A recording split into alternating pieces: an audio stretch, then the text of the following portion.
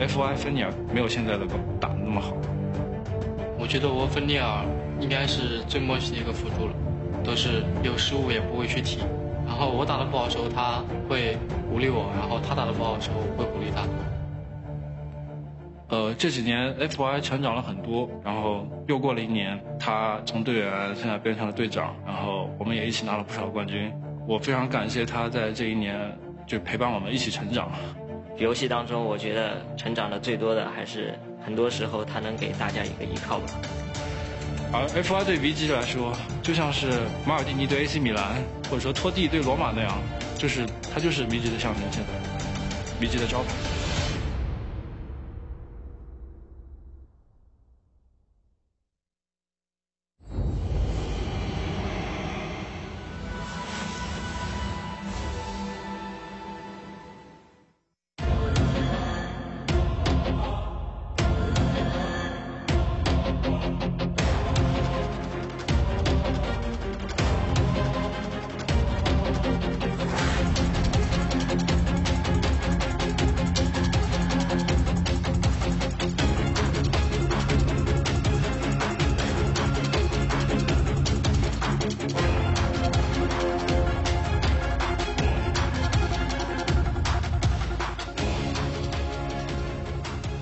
The cheers are so loud we actually heard them in the concourse here, and I think that might be the first time today for those players. Very popular indeed. FY and Ice Times 3 definitely getting big cheers from the crowd.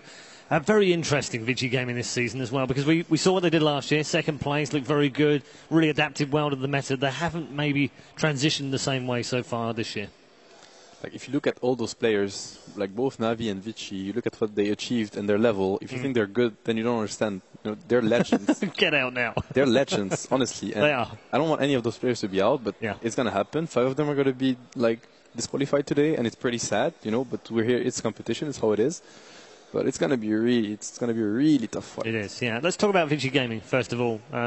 Prim, what are your thoughts on Well, my thoughts, I'm amazed that they're where they are, because last year, towards the end of last year, they looked amazingly good, and I'm just like, wow, they're fantastic. And now here they are, 1 game away from being knocked out. I don't understand how it's happened. They should be doing better than this. 2014 seemed like every tournament they went to, they were everyone's favourites. Not just popularity-wise, but actually genuinely, like, no one knows how to beat them. Yeah. And that seemed to be every tournament. What's happened in that 12 months? Someone? Anyone? I have to say that even though Hao seemed like a better fit than Black, according to them and on the paper, I have to say that I have not been convinced by Vici with Hao more than I have with Black. I mean, I'm a massive fan. I think Black's a great player. I mean, he's a great guy. I don't know what they mean by a different... Maybe the fit wasn't as good. Maybe they didn't find that they could get along with him the same way they can with Hao. It must be that, because he's a fantastic player, and any team would miss it. But then on the flip side of that, as Seb has already said, when you look at the lineup, Hao, FY, Super, Fenrir, and Ice. I mean, holy Moses, that's fantastic. How the heck are they in the lower bracket in the best-of-1 knockout game? It's tough to say. Like, I think they struggled to find their own play style, to play their own game. You know, with Vici Gaming, you could tell that they had no doubts in what they were doing. They switched around a lot. You know, FY was captaining. Then when it was Hao, they went back to FY, and they said that coming into the tournament, they were interviewed, and they were like, we think we got it. You know, the meta and how we have to play.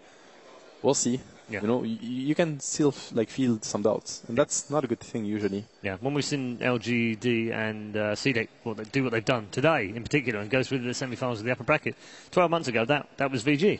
Yeah, I mean, Vici is a team that strives for perfection. They were second place at TI3, they were second place at DAC, and clearly they weren't happy with that, or else they wouldn't have changed their roster. I think most teams would have been very content with both of those results, but they're not. They aim for #1, and, I mean, maybe that got a little bit to them after DAC, and, yeah, I agree. Hao does look better on paper in terms of his results, but their playstyle and their results after that just haven't reflected. I definitely would have put them in the upper bracket at least, after the group stage. Yeah, indeed. They said top 3 would be a reasonable result.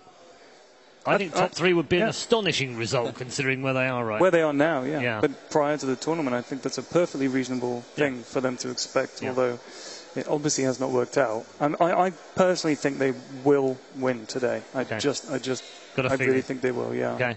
That's a good transition, actually, because we're going to talk about Na'Vi now as well. I mean, you know, probably the most storied franchise in Dota 2. Right from the very get-go, we had the story of Dendi. We've seen the film. We've seen the documentaries. We've seen all the other videos since.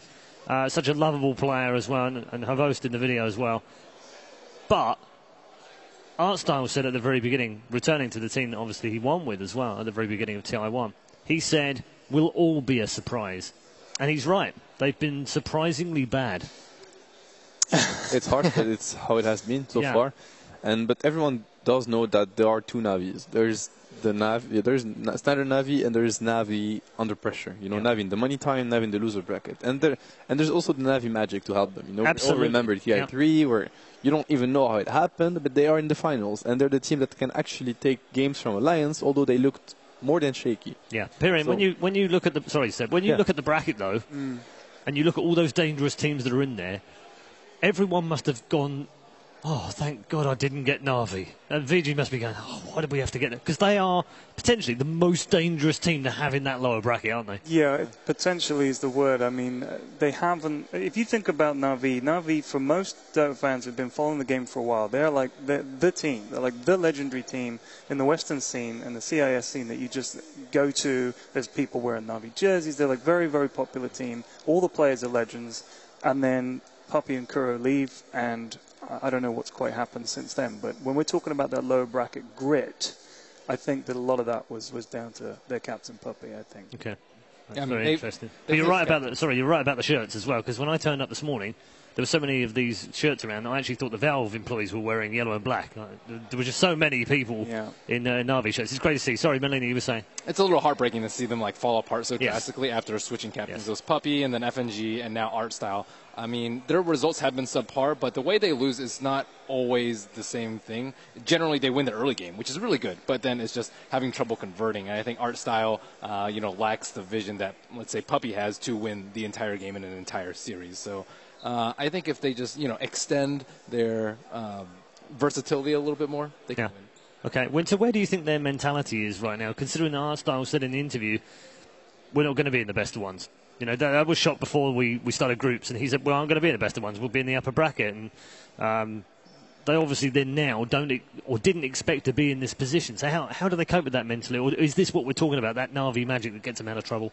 Yeah, I think Na'Vi is like the last team you would want to play in a B1. That's the reason why Virtus.pro, they didn't even choose Na'Vi, even though Na'Vi was like the last team. That tells a lot. Like, no one wants to play Na'Vi, and Na'Vi against the wall is a different Na'Vi. You never know what's going to happen and what they're going to go for. And I think that they're going to bring something new today, like a new type of play style, a surprise, so that they can actually take Vichy by out of their comfort zone. And it's true as a team, but it's true individually. Like, all those players, they're not afraid to go for the risky plays at all. They're like against the wall, like as you said, if they do a big mistake, they're going to lose the game, and they're going to get out. They don't really care. They're going to play as good as they think they have to play, and they're just going to go for what they think they have to do. And okay. Dendy's probably had one standout game so far, which was the 20-0 that he went. But other than that, I haven't really seen the magic from him. He's due a good game, isn't he, someone? What changed with Dandy, in my opinion, is that when Poppy left, he had to carry a lot of weight, like for the team on his shoulders, and that's something he didn't have to do before. So he probably feels like he needs to try to lead the team and everything, and it does hurt your own plays, in game. So he doesn't have the space he used to have. He feels like he's forced to go for plays, lead the team.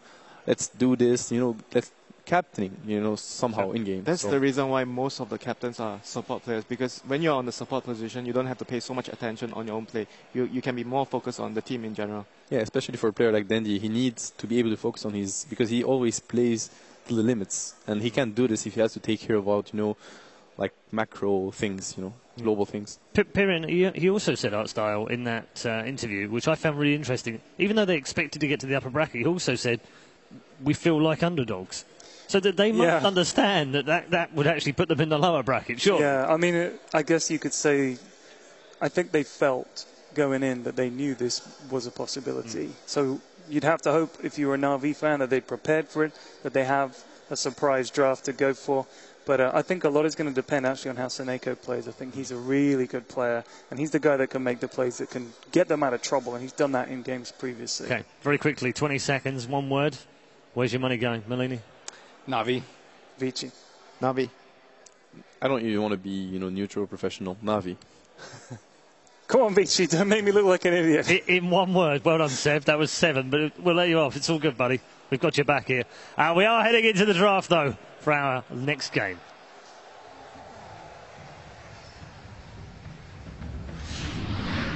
Vici Gaming versus Navi.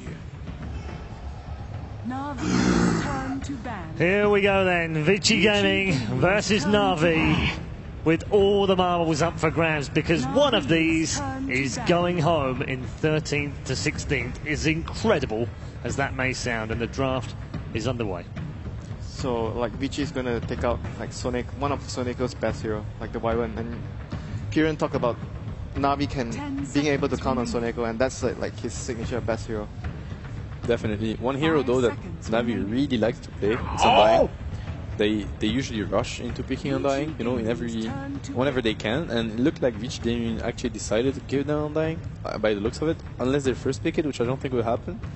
So we'll see if Artstyle gets to play his Undying. I mean, he's really good at playing, like, you talk about strength heroes, like tanky heroes up front, leading the charge, like just soaking up damage. Like, he's really good at heroes that play that role in the game. Yeah, he's the kind of captain that's gonna, call the let's go in now. And when he has a hero that needs to position himself, then it's harder, to adapt your plays to the call you're making. But when he hasn't a hero like Undying, then it's way easier. I mean, banning out the Winter Wyvern also opens up Wisp, I think, which Vici would be much more keen to utilize than Navi.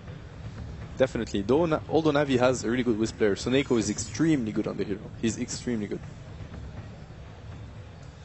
That guy can play basically anything, honestly. On a support role, I can think of a hero he can play efficiently. Like, we've seen his Shaker, it's stellar. His Wisp is the same, the Winter Wyvern, I ran into him in a pub. He played Medusa mid with Solar Crest and owned my team. He's a very smart player. He's very, very smart. He's not to be underrated for sure. Yeah.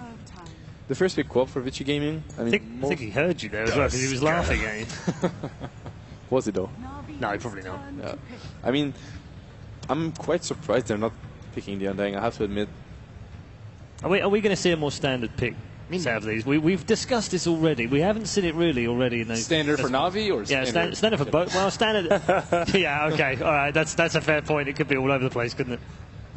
They did tend to Undying a lot in the group stage, and if they reviewed the replays, I would think that's like jumping too soon on the Undying train might be a reason why they actually lost a lot of the games. So I think if they want to pick it, it should be third or fourth, just because they win the early game and they lose out the mid to late, just very, very often.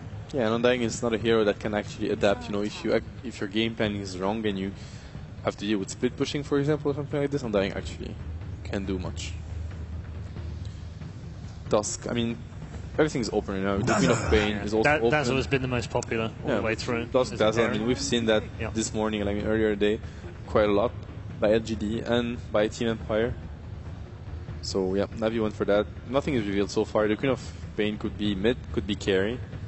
How actually plays it as well. So, and we actually had the same opening earlier today, more or less. We had Queen of Pain into Bounty Hunter, which is banned, or Queen of Pain into Naga Siren, and the opposite team had the exact same Dusk and Tassel. Do you think we're going to see an anti-mage? I think it could happen. It's a Chuvos hero as well. I mean, he does sometimes overextend, but it's a hero that can also tank a lot of damage. And he's the one that's going to put a lot of pressure, and he's known for that anti-mage. So, yeah, I think definitely we could see an anti-mage from Navi. Or for Vici. How loves anti-mage? I mean, I think in this sort of style, the best of one